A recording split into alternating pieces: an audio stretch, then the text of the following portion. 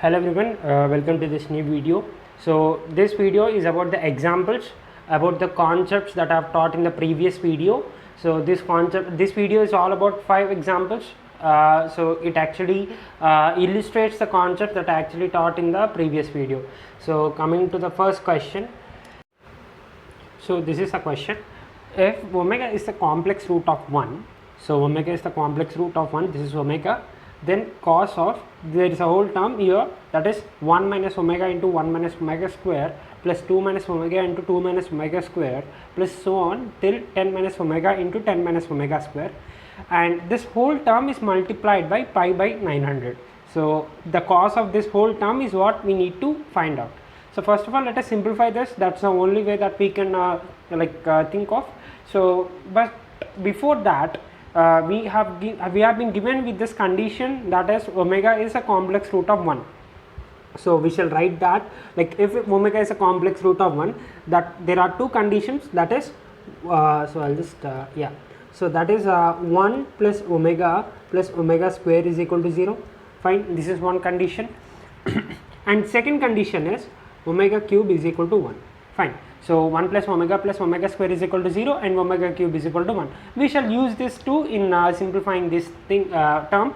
So this basically, if I write this whole term in generalized form, so I can just put that here, that is sigma Tn, and what is Tn? The nth term is r minus omega into r minus omega square. Fine. From r is equal to 0, r is equal to 1 to r is equal to 10. So if I put r is equal to 1 in this, I would get 1 minus omega into 1 minus omega square, and r is equal to 2 minus omega into 2 minus omega square, and that goes on till the last one, that is 10 minus omega into 10 minus omega square. And now this is a quadratic expression where we can find that this omega and omega square are its roots. So instead of this, I can just simplify, like if I just write it in a quadratic equation, quadratic expression form, I would get r square. So it's sigma r is equal to 1 to 10. So it's r square minus omega plus omega square into r plus omega into omega square. Fine, this is the full quadratic expression. So this is basically sigma r is equal to 1 to 10 r square, and now we know that omega plus omega square is minus 1, so we can just substitute that here. So we're going to get plus r, and omega into omega square, that is omega cube, and that is 1. So sigma of r square plus r plus 1 from r is equal to 1 to 10. So we can just simplify this. So that is sigma r is equal to 1 to 10 r square plus sigma r is equal to 1 to 10 r plus sigma r is equal to 1 to 10 1. So this is r into r plus 1 into 2r plus 1 divided by 6, where we can just put r is equal to 10, and here that is r into r plus 1 divided by 2, and this is r. So we can just put r is equal to 10. We're going to get 10 into 11 into 21 divided by 6 plus 10 into 11 divided by 2 plus 10.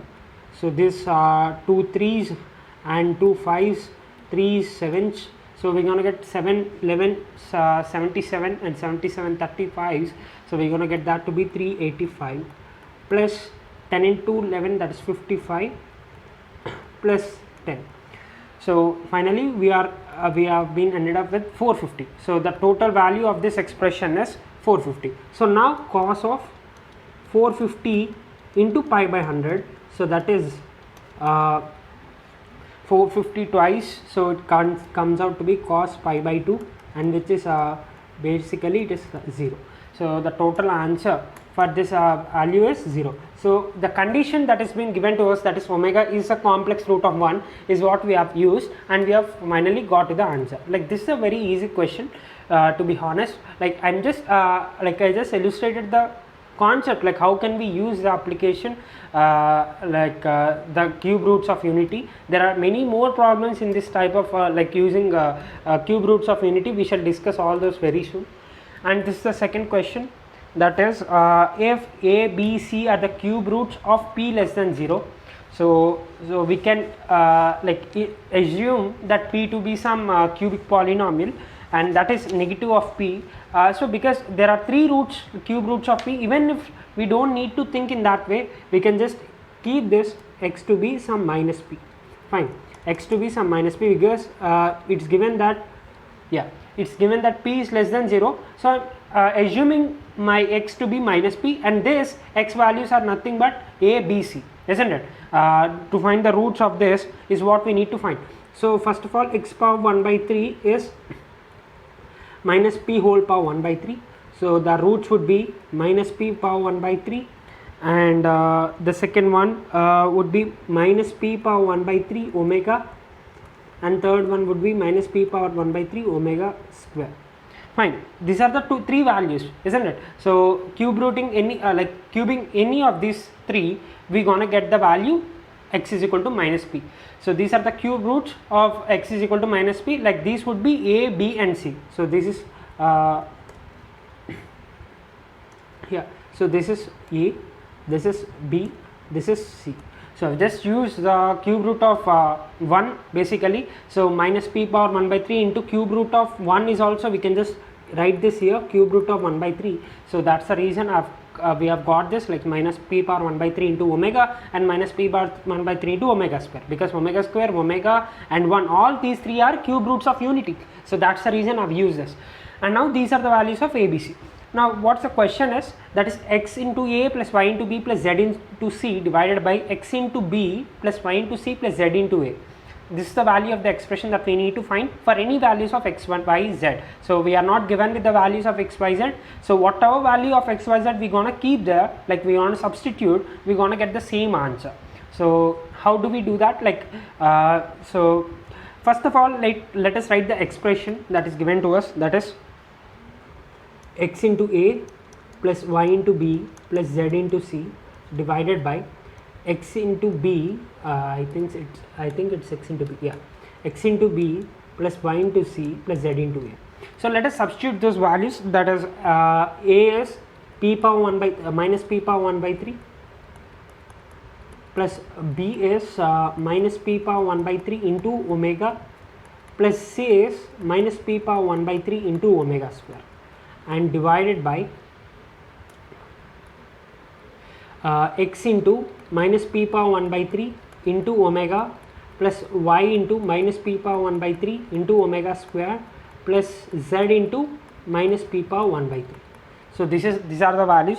So we're going to take omega as common. We're going to take omega as common, just because we can get this number. Like if we see here in the very first term of the numerator and the very first term of the denominator, there's only a difference of omega, isn't it? There's only a difference of omega. So if I just take this omega outside of the denominator, I could get the numerator, very first term of the numerator. In the same ways, I can even get the very second term of the numerator. Like if I just take the omega common from the denominator, I would get the second term of the numerator to be matched with the second term of the denominator. In the same case, if I take the omega common, I would get omega square in the third term of the denominator, and that will be matched with the numerator. So both these terms will be cancelled. So I'll just do it. So after taking, so I'll just write the numerator as it is first, that is x into minus p power 1 by 3 plus y into minus p power 1 by 3 into omega plus z into minus p power 1 by 3 into omega square. And now I'm going to take omega common outside this bracket. So I'm going to get x into minus p power 1 by 3 plus y into minus p power 1 by 3 omega plus it has 1 here. So 1 can be written as omega into omega square. So if I just take omega outside of this bracket, I'm going to get omega square here. I'm going to end up with omega square, that is z into minus p power 1 by 3 omega square.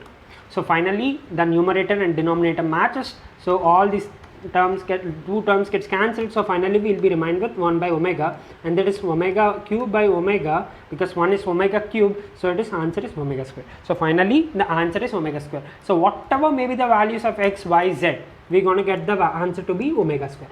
So this is also another application of cube roots of infinity. So coming to the third question, I hope you guys are understanding all these things.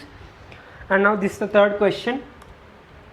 So if D, E, F and A, B, C are complex numbers, so it's been given to us that all these 6 are complex numbers, and such that there is an initial condition, that is D by A plus E by B plus F by C is equal to 1 plus I, and A by D plus B by E plus C by F is equal to 0. So all the terms in the LHS of the very first condition like we have the reciprocals of each and every term, and then when we add them up, we're gonna get that to be 0, and the initial condition is this.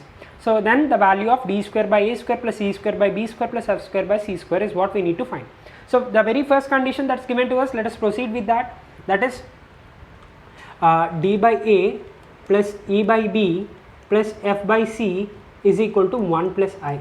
Fine, this is what is given to us. So let us square on both sides, because we need to find this value, that is d square by a square, e square by b square, f square by c square.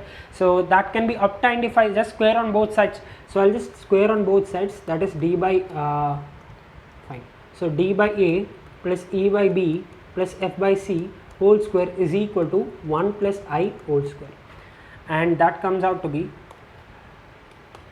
so it is d square by a square plus e square by b square plus f square by c square plus 2, like I'll just take this 2 outside, I am not going to multiply to each and every term, that is 2 into d by a into e by b plus e by b into f by c plus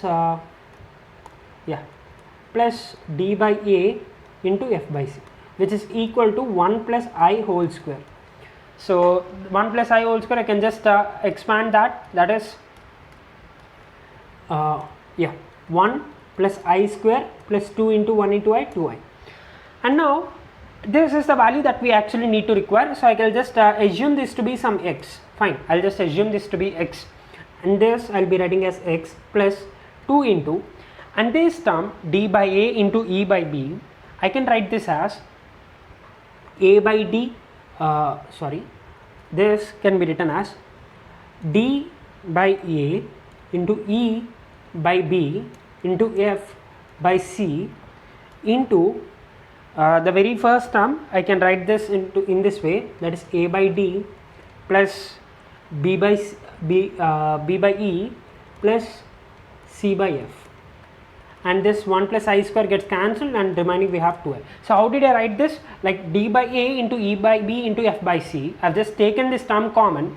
So if I multiply this whole term with the very first term, that is a by d, I would get the value of the second term, isn't it? So if I just multiply these two, this whole term with this, so d by a and a by d gets cancelled, I'll be getting the very second term. And if I just multiply this with the second term, that's b by e, so b by e and e by e gets cancelled, I'll be remained with the very third term. And if I multiply this with the third term here, d by a into e by b into f by c, c by f, so f by c and c by f gets cancelled, so we'll be remained with d by a into e by b. So this is the very first term. So in this way I've got this, and we also know that this condition, that is a by d plus b by e plus c by f, so a by d plus b by e plus c by f is equal to 0, so this whole term comes out to be 0. So the required answer, that is x is equal to 2I. And what is x? X is this, that is d square by a square plus e square by b square plus f square by c square. So that is what we need to find, and we got that answer to be 2I. So this is how we need to proceed. Basically we need to take this term common, just because to obtain the second condition, that is a by d plus b by e plus c by f. Or you can just try to write that in the bracket first and then put these terms later, just because to get an extra clarity and the correct way of approach without doing any type of small mistakes or something like that. So this is the way to proceed to this problem. So the answer is 2I. I just got messed up. Yeah. So the question is, if mod of z is equal to minimum of mod of z minus 1 and mod of z plus 1. So the mod z will be equal to the minimum of these two. Like if we have no idea what will be the minimum of these two. Either it can be mod of z minus 1 or mod of z plus 1. But mod z will be equal to the minimum of these two terms. So then we need to find the value of mod of z plus z bar. So how do we proceed? So let us assume first that mod of z minus 1, so mod of z minus 1 is the minimum of these two, so then it will be equal to mod z. Fine, mod of z minus 1 is equal to mod z. Now I'll just square on both sides, so I would get mod of z minus 1 whole square to be equal to mod z square. And this by using the properties of modulus of argument, I can write this as z minus 1 into z bar minus 1 is equal to z into z bar. Fine. mod z square is basically nothing but z into z bar. So z and complement of z. So this is how we can write this. And now we will just compare these two. So how did we get this two is, if I just take the minus common, I would get minus of z minus 1, and again if I take minus common here, I would get sorry, it's a mistake from my side. Like if I just take minus common, I would get 1 minus z, and if I again take a minus common here, I would get 1 minus z bar is equal to z into z bar. So I can write this as 1 minus z into 1 minus z bar is equal to z into z bar. So that means z is actually replaced by 1 minus z bar, and z bar is actually replaced by 1 minus z. So that means z is replaced by 1 minus z bar and z bar is replaced by 1 minus z. You need to make sure like both the condition matches. I cannot replace z by 1 minus z. It's not possible. I cannot just manipulate z, but instead of z I can I can put 1 minus z bar, because there's a link, like there can be a relation between z into z and z bar, but there can be no other relation except z is equal to z. Fine, we cannot manipulate z and we cannot just equate those two. Like I cannot equate 1 minus z is equal to z, it's not possible, but I can say that 1 minus z bar is equal to z, because we can find a relation between z and z bar. 1 minus z is it can be equal to z if it's given to us that z is equal to half, but it's not given like that. So we have no idea what's the value of z, so we cannot do that, but we can do this, like 1 minus z bar is equal to z. So and in the same case here also we are able to verify that we can, like 1 minus z bar is equal to z or 1 minus z is equal to z bar, both the things give the same condition, that is z plus z bar is equal to 1. So that's the reason I have written it in this way. So mod of z plus z bar is equal to mod of 1, that is equal to 1. So in this case, like if I assume mod of z to be equal to mod of z minus 1, I can get that value of mod of z plus z bar to be 1. And in the second case, if I assume mod of z plus 1 as the minimum of mod z, again squaring on both sides, I would get mod of z square is equal to mod of z plus 1 whole square, and this is z into z bar is equal to z plus 1 into z bar z bar plus 1. Fine, so this is what we're gonna get. And now using the same thing, like if I I'll just take minus common, so I would get 1 minus z and minus 1 minus z bar is equal to z into z bar. So now that means if I just multiply, like if I replace z by 1 minus 1 minus z bar, that is minus 1 minus z bar, I would get z plus z bar is equal to 1, minus 1. Why am I taking minus common is I need to find the value of z plus z bar. Fine, I need to find the value of z plus z bar. So that's the reason if I get a value of like minus z bar in my RHS, then I can just equate them in this way and I could get the value of z plus z bar to be minus 1. That's the reason I'm taking minus as common. And in the same case, if I replace z bar to be minus 1 minus z, so I would get the same relation again, z plus z bar is equal to minus 1. And now mod of z plus z bar would be equal to mod of minus 1, which is equal to 1. So in either of the case, we are getting the value to be of this expression to be 1. So this is how we need to proceed, like using the properties of a modulus of z. So on squaring on both sides, we could get the term z bar. We could get the term z bar. That's my main motto, like that's my main intention, because we need to find the value of z plus z bar, mod of z plus z bar. So we need to find the value of z bar. So in the some or the other way, we need to get the term z bar in the in the procedure. So that's the reason I have written in this way, like squaring on both sides. So then I can just represent this as z into z bar and z minus 1 into z bar minus 1. And now we need to find the value of z plus z bar. So some or the other way, I need to have minus z bar in my LHS or RHS, so that I could get z plus z bar when I just put them in one side. So that's my main method. So that's the reason I've taken minus common in here. And this is how we'll be proceeding in either of the case. If you consider mod of z minus 1 as minimum or mod of z plus 1 is minimum, in either of the case you're going to get the same answer, that is mod of z plus z bar is equal to 1. And coming to the final question, I'm going to just take 2 pages here.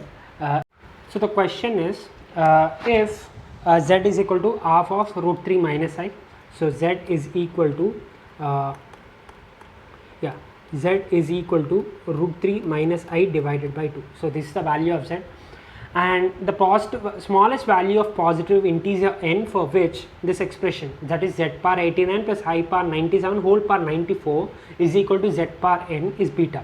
So the expression which satisfying this, like the value of n which satisfies this is beta, the smallest value is beta.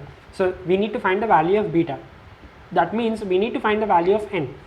So how do we need to proceed? The first expression that is given to us, the first value, that is z is equal to root 3 minus I divided by 2.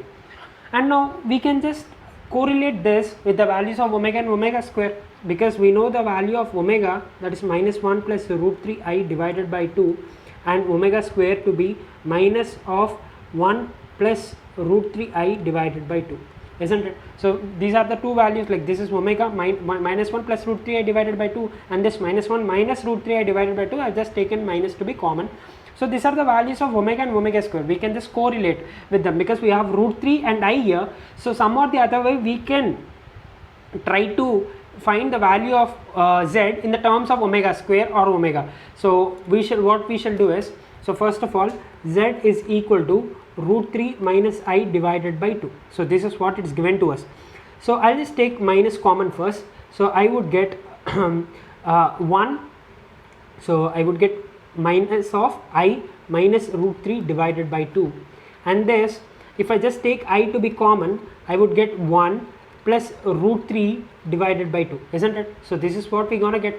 Yeah, there is a root 3 I missing out here, root 3 I divided by 2.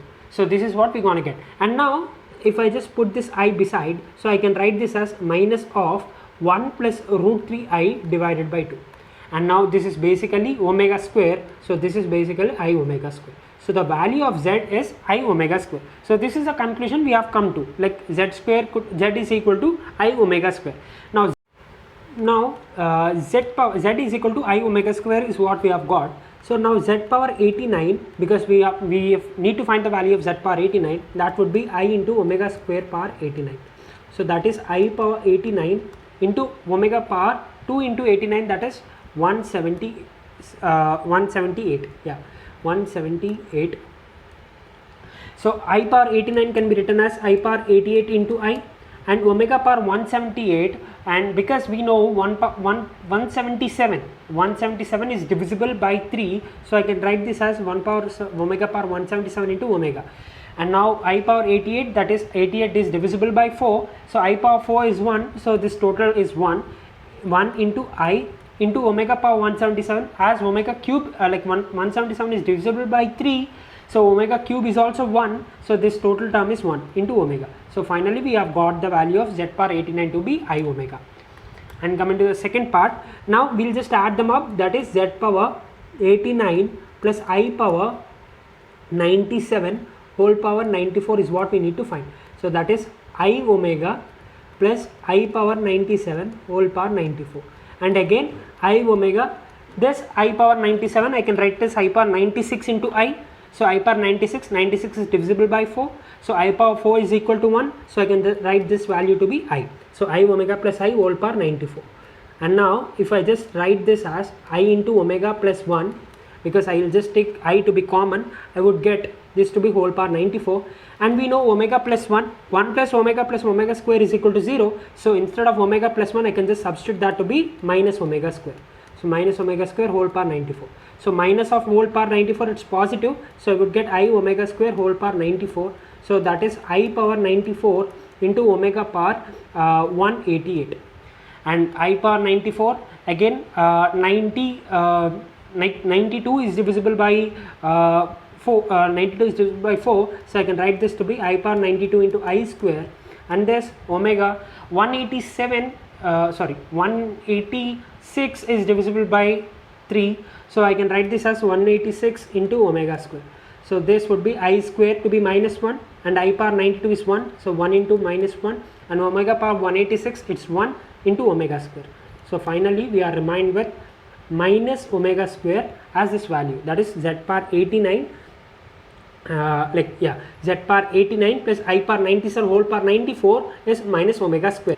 And the RHS of this equation, that is z power n. So we have got the value of z to be I omega square. So I omega square So I'll just equate LHS and RHS. So that should be minus omega square is equal to I power n into omega power 2n. Fine, but this is our RHS and this is our LHS, and now this is I power n into, I'll just send this omega square to the RHS, that would be omega power 2n minus 2 is equal to minus 1. Fine, so this is what we have got, that is I power n into omega power 2n minus 2n minus 2 is equal to minus 1.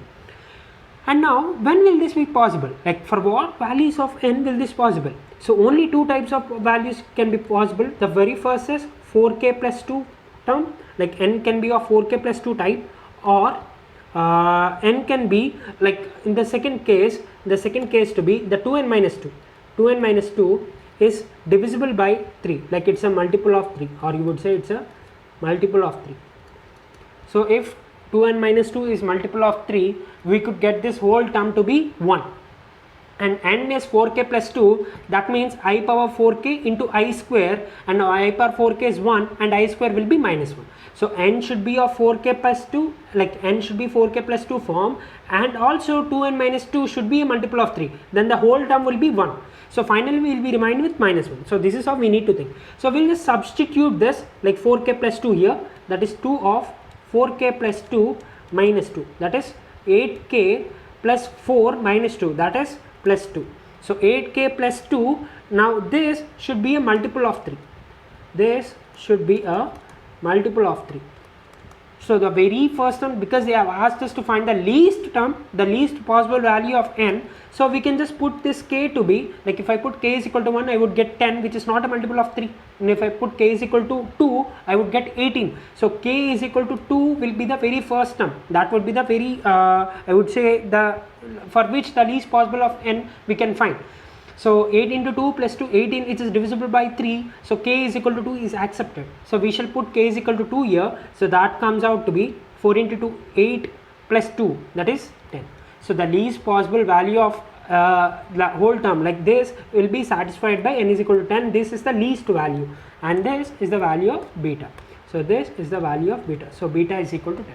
I hope you guys understood this. So these are like I have just took 2 problems to be very conceptual and 2 to be very easy and 1 to be in the medium level of difficulty. I just wanted to show the application of the concepts that we have actually learned in the previous video. So I hope you guys thoroughly enjoyed this session. So stay tuned. Thank you for watching.